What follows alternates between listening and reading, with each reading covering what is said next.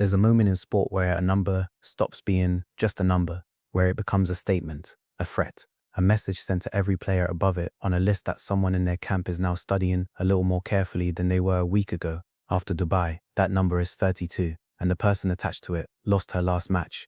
Let me take you back to something that happened about 3 years ago in a small gym somewhere in Mallorca, Spain.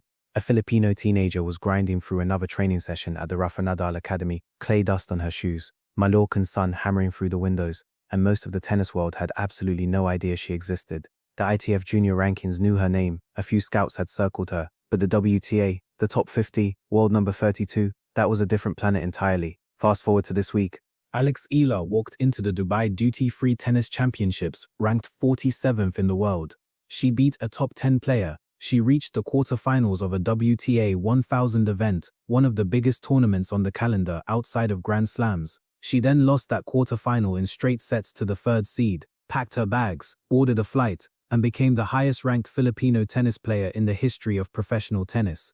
Let's just sit in that for a second before we go anywhere else. Not the highest-ranked Filipino player she has personally been, the highest-ranked Filipino tennis player who has ever lived and competed in the Open era. She didn't do it by winning the title, she didn't do it by going the distance in a final. She did it by reaching the quarterfinals and earning 215 ranking points that rocketed her from 47th to 32nd in a single week. That jump 15 spots, one tournament, one loss in the quarters is the whole story. And it's a story the rest of the WTA is now reading very carefully. Here's what makes a WTA 1000 quarterfinal such a massive points haul, and why a lot of casual fans underestimate how significant that result actually is in ranking terms. The WTA Tour has a tiered point structure. At the bottom you have the smaller 125k and 250 events, where even a title earns you somewhere between 150 and 280 points. In the middle you have WTA 500 events. At the top, just below Grand Slams, sit the WTA 1000 tournaments.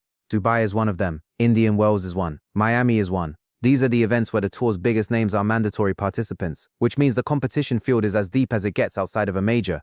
A quarterfinal at a WTA Mill delivers 200 quince ranking points. To put that number in context, Eala would have had to win 4 or 5 separate WTA 250 titles across different weeks to accumulate the equivalent. She did it in 1 week. She did it without winning the tournament. She did it while losing her final match. That's the structure working exactly as designed. The WTA ranking system is built to reward players who step up to the biggest stages and deliver results there. Eala stepped up, she delivered. The 15-spot jump is the system's receipt. But 32 isn't just a nice number to screenshot and post. It's a number with operational consequences that are about to change how her entire 2026 season looks on paper. The seeding threshold at Grand Slams is 32. That's the magic number. If you're inside the top 32 in the world when a Grand Slam draw is made, you get a seeded position. And seeding at a Grand Slam is not just a ceremony, it is a structural advantage with real, concrete match-shaping consequences. Here's what it means in plain terms. You cannot face another seeded player until at minimum the 3rd round. The draw is specifically arranged so that the top 32 seeds are kept apart in their sections of the bracket for the first 2 rounds. For a player ranked 32nd, that means going into any Grand Slam, knowing that the first 16 players in the world cannot be her opponent until she has already won 2 matches and settled into her rhythm. For Eala specifically, the French Open is the immediate conversation. Roland Garros 2025 was a first-round exit, a result she's been carrying and presumably thinking about every time she's hit a ball on clay since. Going back to Paris in 2026, as a seeded player, is a completely different experience. Instead of potentially drawing someone ranked inside the top 20 in round 1, she gets a protected draw, time to find her footing, and a minimum of 3 rounds before facing the tournament's elite tier. Her record against top 10 opponents currently sits at 3 wins and 3 losses. She has demonstrated she can beat the best players on the tour. The question has always been consistency and structure, getting enough opportunities against those players in conditions that aren't completely stacked against her. Seeding fixes part of that equation. But Paris is April. Before Paris, there's the American swing, and this is where things get genuinely exciting. Indian Wells starts on March 4th. The Miami Open follows on March 17th. Back-to-back WTA 1000 mandatory events, the 2 biggest hard-court tournaments on the calendar outside of the Australian and US Opens. The 2 tournaments where the Filipino diaspora in America shows up in numbers that turn an away match into something that sounds like a home crowd. And Eala is walking into both of them ranked 32nd in the world. Let me put on the record what she did in Miami last year, because if you missed it, you need to hear it properly. In 2025, Eala entered the Miami Open on a wildcard. Not a ranking, a wildcard. A special invitation extended to players who are not ranked highly enough to make the main draw on their own merits. She was ranked outside the top 100 at the time. She was the definition of an underdog, getting a courtesy entry into a tournament she technically shouldn't have been in. She beat Jelena Ostapenko. She beat Madison Keys, who was ranked 5th in the world. She beat Iga Swiatek, the world number 1 in straight sets, a wildcard entrant, beat the world number 1 in straight sets at a WTA 1000 event.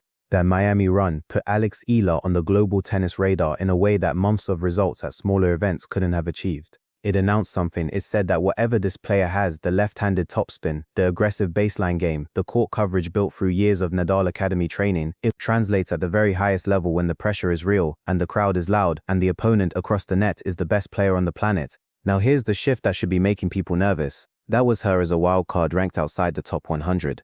She's coming back to Miami in 2026 ranked 32nd as a seeded player, with a year of additional experience competing consistently at this level, fresh off a WTA 1000 quarterfinal, and with the kind of confidence that comes from beating a top 10 player in Dubai after surviving 6 match points in a single game. The structural difference between those two starting positions is enormous. In a 96-player draw, a seeded player receives a first-round bye, while other players are grinding through opening matches, managing nerves, burning physical and mental energy. Eala will be watching, resting, and preparing. That structural advantage compounds across a 2-week tournament. And for a player who has already demonstrated she knows how to win at this venue, getting that extra recovery time between matches could be the difference between a quarterfinal and a semifinal, between a semifinal and something bigger. I want to address something directly because it sometimes gets written off as feel-good story material rather than competitive analysis. The Filipino community presence at American tennis venues, particularly Miami and to a lesser extent Indian Wells, is a genuine on-court competitive factor. Eala herself has said it openly. Playing in America never feels like playing away from home. That statement is not just a nice quote for the press. It describes a real phenomenon that her opponents have to deal with from the other side of the net. When Eala is playing in Miami, the crowd isn't evenly split, neutrally appreciating both players, applauding good shots from either side the way a European crowd might. It's one-sided in a way that feels less like tennis and more like a basketball arena when the home team hits a big shot. European players, the French contingent, the Czech players, the Romanian and Polish players, who make up a substantial portion of the WTA's elite, are trained in environments where crowd behavior follows fairly established decorum. They are not prepared for what it sounds like when a stadium full of Filipino fans erupts on every Eala winner. The noise has a quality to it, an energy. It gets into opponents' heads during changeovers. It makes the already difficult task of closing out a match against a mentally tough opponent feel somehow even harder. When Eala's legs are tired in a third set and the crowd gives her a moment that lifts her energy, that crowd isn't giving anything to the player on the other end. That asymmetry is a competitive advantage. It's been demonstrated in her American results for 2 years running. It will be present in Miami and Indian Wells in 2026, and probably even louder given that people now know she's coming. The quarterfinal loss to Karolina Pliskova in Dubai wasn't just a loss, it was a data set. 2 things became clear from how that match unfolded. First, fitness management across a tournament week remains a work in progress. Eala entered the quarterfinal having played fewer total minutes than Pliskova across the tournament and still looked notably more fatigued as the match progressed. That's a conditioning issue, not necessarily a permanent one, but one that requires specific attention and probably some adjustment to her recovery protocols between matches.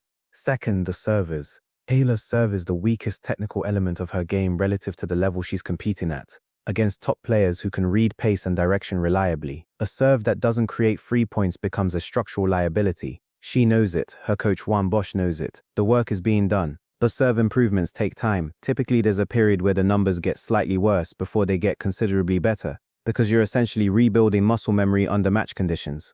Don't be surprised if you see some volatility in her serve percentages over the next few months. It's part of the adjustment. What Dubai did not reveal as a weakness is the one thing that matters most at her age and at this level, the mental infrastructure. The match against Angelina Kalina, where Eala served for the match at 5-4 in the third, faced 6 match points, watched 5 of them slip away, and then hit a forehand winner up the line to finally close it out on the 6th. That sequence told you everything you need to know about the psychological wiring underneath the tennis. Most players, not most young players, most players break in that moment. Something in the mechanics stops working because the brain is sending signals that don't help. The swing gets short, the ball goes into the net, or sails long. The opponent who was supposed to lose wins instead. It happens constantly at tour level. It happened to players ranked higher than Eala in that same tournament. She found the forehand winner. I'm super proud of what I was able to accomplish, but the end goal is to win slams. That's what she said after Dubai. Not celebrate the ranking, not rest on the history. Win slams. At 20 years old, with a new career high ranking and a quarterfinal at a WTA 1000 under her belt, the goal is Grand Slams. That's not delusion, that's calibration. And it's the kind of calibration that makes rivals uncomfortable. Here's the piece that gets lost in the points math, and the seeding discussions, and the American swing projections. World number 32 is the highest ranking a Filipino tennis player has ever achieved in the history of the Open era. Not the highest ranking Eala has achieved personally. The highest ranking any Filipino player has ever reached in modern professional tennis. She has entered territory that nobody from her country has walked into before. Tennis in the Philippines has existed as a serious competitive pursuit for decades. There have been talented players, locally celebrated careers, regional success. But the WTA Top 32? The level where you're being seeded at Grand Slams? The level where players from the tour's established European powerhouses are looking at the rankings and recalculating their potential draws. Nobody from the Philippines had been there before this week. When her grandfather first handed her a racket at 4 years old, the man she still credits for planting the love of the game, nobody in that moment was projecting world number 32. When her family made the decision to send a teenage girl to Mallorca to train at an elite academy far from home, that was a bet on potential with no guarantees attached. When she won the Junior US Open and navigated the brutal transition from junior dominance to professional competition, a transition that ends the careers of most promising juniors, there was still no certainty that this was where it would lead. But this is where it has led: a new career high, a piece of tennis history, and a 20-year-old with enough self-awareness to say the ranking is nice but the goal is Grand Slams. The players ranked between 1 and 31 in the world aren't panicking in any theatrical sense. Professional tennis players are generally quite composed people, but their coaches and their teams are doing the same math that the rest of us are doing. A player who was 47 3 weeks ago is now 32nd. A player who reached the Miami semifinals as a wildcard ranked outside the top 100 is now entering Miami as a seeded player with a career-high ranking and a WTA 1000 quarterfinal on her recent record. A player with 3 wins over top 10 opponents, players ranked 5th, 8th, and 10th at the time of each match, has never been blown off the court in any of those 5 meetings with elite-level competition. She's competitive in every single one. Some she's won, some she's lost. None have been embarrassments. And she's 20 years old and heading to Indian Wells and Miami with momentum. A crowd that will essentially be playing home matches. And a ranking that gives her structural advantages she's never had before at these venues. The gap between world number 32 and world number 20 is approximately 800 to 1,000 ranking points. That sounds large until you run the math on the American swing.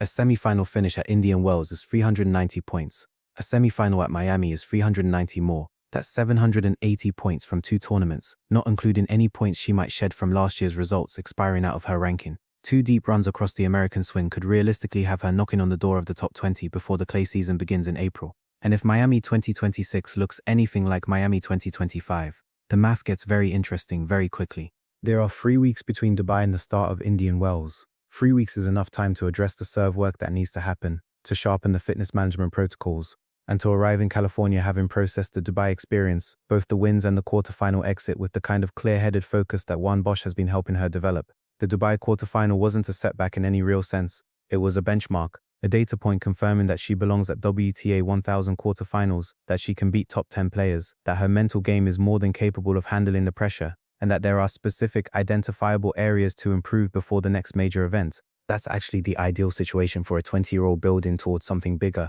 You want to know where the work is, you want the gaps to be visible and addressable, rather than vague and systemic. Eala's gaps are visible, the coaching staff is addressing them, the trajectory is clear. World number 32, the highest a Filipino tennis player has ever ranked, achieved by a 20-year-old who lost her quarterfinal and still made history. Indian Wells is March 4th. The whole tennis world is paying attention now, including the 31 players currently ranked above her who just checked the updated list and did a quick recalculation about what the next few months might look like. Drop a comment below. Do you think Eala breaks into the top 20 before the French Open? And how far do you see her going at Indian Wells and Miami? Hit the like button, subscribe if you haven't already, and I'll see you when the Indian Wells draws are out.